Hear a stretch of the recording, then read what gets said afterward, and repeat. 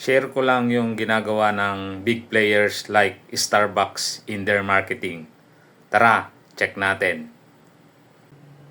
Here's what big players like Starbucks are doing in their marketing. So before, sign up ako sa one of their promo. Ngayon, kung mapapansin nyo, halos everyday nag-i-email na sila sa akin.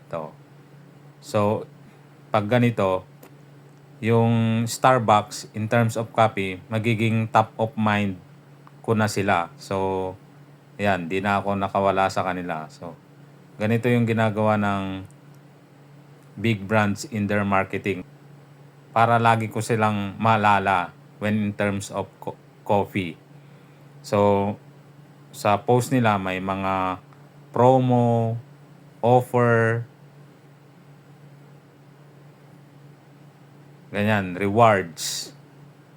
So, kung gusto mo ng ganitong sistema na ma-implement sa business mo, just DM for more details.